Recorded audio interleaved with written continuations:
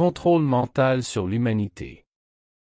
La plupart des gens sur Terre mènent une vie limitée car leurs propres idées sont limitées. Toutes ces idées parfaitement ciselées à l'intérieur d'une petite boîte soigneusement délimitée, se déplaçant le long d'un rail segmenté en parties avec un début immuable et une fin immuable. Je vous souhaite la bienvenue et j'espère que le sujet d'aujourd'hui vous invite à réfléchir, à méditer et à vous rappeler dans votre vie certains moments ou facteurs qui ont influencé votre façon de voir les choses, dans les peurs qui ont autrefois entraîné une limitation pour vous et qui ont été à l'origine d'idées inculquées. Que vous vous souveniez d'expériences qui vous ont appris ou vous ont montré par vous-même comment les gens n'étaient pas capables de sortir de la boîte ou du rail. Certainement, si vous avez fait des recherches ou écouté des sujets liés à la spiritualité, aux extraterrestres, aux théories du complot et similaires, à ce stade, vous savez parfaitement ce que je veux dire, bien qu'il y ait toujours plus de détails, toujours plus à développer sur le sujet. Car il est immense au point d'être impressionnant et effrayant d'arriver et de voir pour la première fois comment tout le système fonctionne et comment la perception d'une planète entière est contrôlée de l'extérieur. Mais si c'est la première fois que vous y réfléchissez, ou si vous êtes simplement venu écouter par curiosité, et que vous avez un esprit ouvert et la volonté de voir le côté inconfortable de la réalité, même si cela va à l'encontre de vos croyances personnelles actuelles, alors je pense peut-être que quelque chose s'éveillera en vous. J'espère que c'est le cas. Il est tout à fait possible, voire probable, que plus d'une fois dans votre vie, vous ayez ressenti le besoin de corriger et de rediriger une pensée, car les autres penseraient que vous êtes fou, que vous ne suivez pas la société, que c'est trop fantaisiste, que cela n'a pas de sens ou simplement que personne ne comprendrait vos théories folles ou votre façon folle et fantaisiste de voir la vie. Je vais plus loin, vous avez probablement pensé que vous deviez vous adapter à la société, à la façon dont les choses et les gens fonctionnent, aux relations, aux façons d'agir, même lorsque vous voyez clairement que cela n'avait pas de sens de faire ou de penser ces choses. Vous ne le voyez pas comme sain, cohérent, naturel, éthique ou logique. Cependant, et malgré la grande conviction, la sécurité ou la volonté de chacun d'entre nous, je suis sûr que vous vous êtes surpris plus d'une fois à faire ou à dire des choses avec lesquelles vous n'étiez pas d'accord. Pas du tout. Peut-être, ensuite, vous vous êtes peut-être demandé. Pourquoi ai-je dit ça? Pourquoi ai-je fait ça? Est-ce vraiment nécessaire de s'intégrer ou de passer à autre chose? Bien qu'il soit tout à fait compréhensible et dans notre nature de désirer l'affection, le respect et l'acceptation des personnes dans nos vies. Tout d'abord, je vous rappellerai quelque chose que, comme Jiddu Krishnamurti l'a dit, et certains de mes collègues l'ont également dit, ce n'est pas un symptôme de santé d'être bien adapté à une société profondément malade. C'est-à-dire que le fait que beaucoup agissent ou pensent d'une certaine manière ne rend pas ces actions ou pensées justes, saines, éthiques, et ce qui suit. Parce que nous pourrions commencer par dire que tout dans ce monde dans lequel vous vivez est une perception.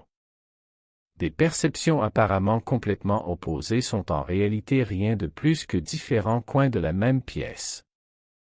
Des façons de comprendre le monde et la vie. Des informations complémentaires les unes aux autres pour comprendre un peu plus le cadre global que vous appelez réalité.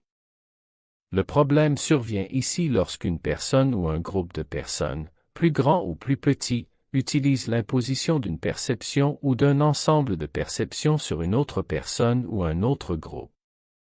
Cela, dans le but de tirer profit de ce que ces personnes généreront en fonction de ces idées, en les maintenant dans un petit monde limité dans lequel ils ne pourront voir qu'un coin de la pièce. Une petite partie du puzzle. De plus, un problème éthique se pose lorsque ce petit monde d'idées limitées est basé non seulement sur quelques vérités imposées, immuables et indiscutables, et non seulement en cachant, censurant ou punissant les idées différentes de celles qui devraient définir la société planétaire d'aujourd'hui. Le problème est bien plus grand lorsque bon nombre de ces idées ou perceptions sont basées sur des choses qui, d'un niveau objectif et plus étendu, ne sont pas vrais. Et bien qu'il soit vrai que ce qui définit la réalité ou la vérité pour chaque individu est quelque chose de personnel, et un univers en soi qui doit toujours être respecté, je suis sûr que nous conviendrions que cet univers doit être créé à partir du libre arbitre de chaque personne, avec toutes les informations à portée de main, et sans que personne ne guide la perception de quiconque vers ses propres intérêts par le biais de la manipulation, de la censure ou de manigance. Je vais soulever une pensée que vous n'avez peut-être pas eue, réfléchie jusqu'à présent, à moins que peut-être vous l'avez fait. Vous êtes sûrement bien conscient de la façon dont la société humaine a changé ses valeurs, ses idées, ses croyances et convictions au fil du temps. Même en seulement une demi-vie, vous aurez été témoin de combien de ces choses ont changé, et vous aurez entendu 100 fois que la société évolue et progresse et que vous devez vous adapter à ces changements, sinon vous deviendrez obsolète. Mais je me demande. Répondez honnêtement. Diriez-vous que ce sont les gens eux-mêmes qui se sont tournés vers ces nouvelles idées, ou avez-vous vu de grandes campagnes publicitaires, des mouvements politiques et des situations répétées mises en œuvre dans des films, des séries et bien d'autres choses encore? Même en voyant que les gens n'étaient souvent pas d'accord avec cela, mais que cela continuait à être imposé jusqu'à ce que cela fasse partie de la normalité. Même les autorités elles-mêmes imposent la pensée correcte, les valeurs correctes. Ne persécutent-elles pas et ne punissent-elles pas, ou ne ridiculisent-elles pas tout ce qui va à l'encontre de ce qu'elles promeuvent? Je cite Athéna Soaro, ne confondez jamais le légal avec le juste sur terre car ce sont des choses totalement différentes. Le légal et les lois sont là pour défendre les intérêts des corporations, pas des individus. Fin de citation. Pour une raison quelconque, de nombreuses personnes défendent le légal en supposant sans le remettre en question que si c'est légal, cela signifie que c'est une chose bonne ou éthique. Je vais donner un exemple que vous comprendrez très rapidement. Qu'est-il récemment arrivé avec ce problème mondial que je ne peux pas mentionner ici? Celui qui impliquait de mettre quelque chose sur la bouche de manière obligatoire. Beaucoup d'entre vous ont peut-être vu, par exemple, comment vous étiez méprisé ou même insulté, simplement pour le simple fait d'entrer dans un endroit sans cette chose que vous deviez porter dans votre bouche, ou même pour la porter sous votre nez. Cela, alors qu'en quelques jours, peut-être une semaine, l'obligation de le porter dans les lieux clos prendrait fin. Quelques jours plus tard, lorsque cette obligation a pris fin, personne ne les regardait mal pour cela. Alors de quoi étaient-ils vraiment préoccupés, du problème de santé ou du fait que vous respectiez les règles? Voici le niveau de contrôle mental exercé sur la population terrestre par tout ce qui est officiel, tout ce qui est fourni par la masse. Les médias, c'est ce qui est réel et incontestable. Et quiconque sort du programme est attaqué, ridiculisé ou, au mieux, simplement marginalisé. Même en parlant des gouvernements, dont la tendance à mentir, voler et manipuler est connue dans le monde entier. Les gens ont tendance à oublier magiquement cette chose même et à croire qu'ils ne pourraient jamais tromper la population de cette manière. Mais à ces personnes, je demande, sur quel argument?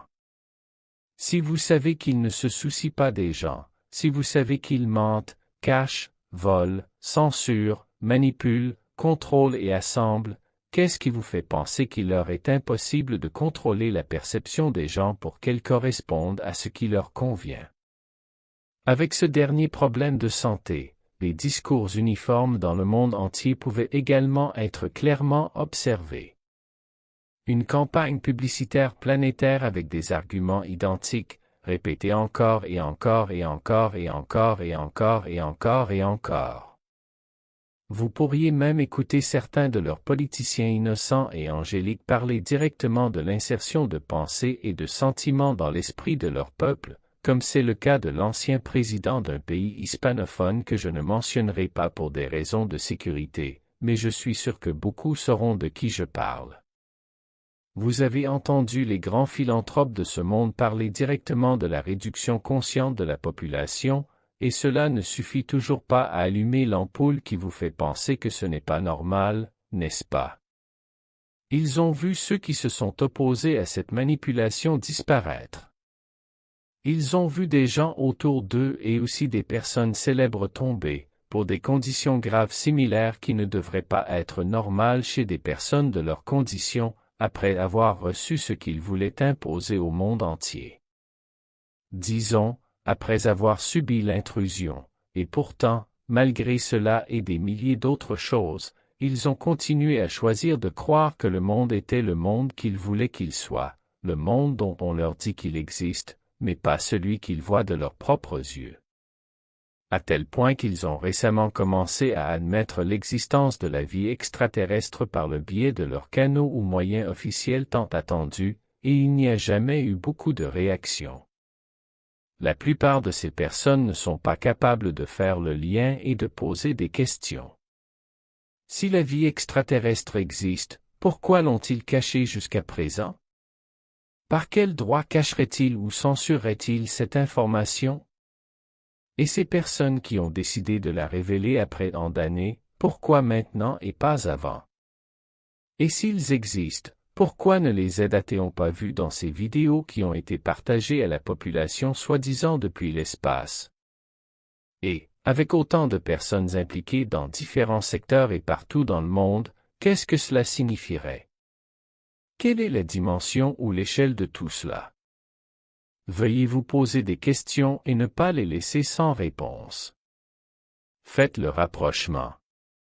De plus, certains d'entre nous ont remarqué une tendance étrange et déconcertante à poser une certaine question lorsqu'ils entendent quelqu'un remettre en question ces choses, parfois en parlant de choses qui n'ont absolument rien à voir avec le sujet. Et cette question est que lorsque quelqu'un parle soudainement d'extraterrestres ou de médecine naturelle, d'études scientifiques qui diffèrent de celles largement diffusées, ou de la possibilité que les personnes au pouvoir orientent la perception à leur convenance, la question suivante apparaît automatiquement. Es-tu dans une secte? Cette question, sans vouloir offenser qui que ce soit, est parfois même drôle pour nous, car nous ne voyons absolument aucun lien entre une chose et l'autre. Cela semble être une sorte de réponse automatique programmée pour être déclenchée avec de tels sujets. Et cela a aussi un aspect ironique, étant donné que la personne qui pose la question est en réalité celle qui agit de manière sectaire.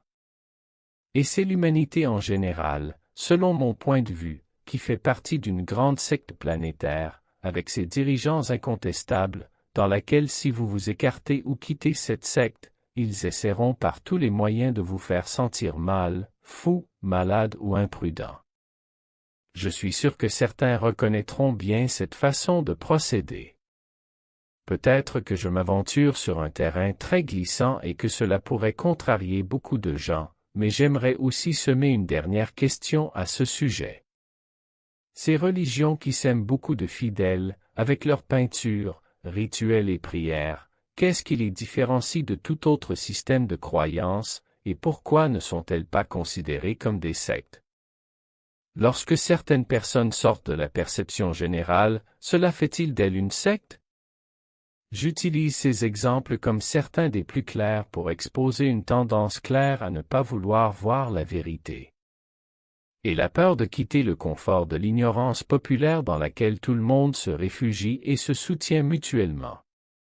Mais sachez que ce ne sont pas des reproches, ni des remontrances, ni des plaintes. C'est la meilleure façon que je trouve pour essayer de vous ouvrir les yeux, de vous réveiller, d'avoir le courage de penser comme vous le pensez. Ayez le courage de vous exprimer même si vous savez que la majorité ne sera pas d'accord. C'est très effrayant et cela entraîne de nombreuses confrontations et maux de tête, mais vous finirez par semer en d'autres la graine qui s'est éveillée en vous, et ce qu'une seule personne peut changer dans le monde, c'est absolument tout, surtout dans votre propre vie et votre propre histoire. Vous n'avez pas à le faire pour les autres, faites-le pour vous. Soyez fidèle à vous-même et ayez le courage de dire sans crainte ce que vous voyez clairement afin que vous ne soyez jamais trompé à nouveau. Un gros câlin pour vous. Zaël de Héra.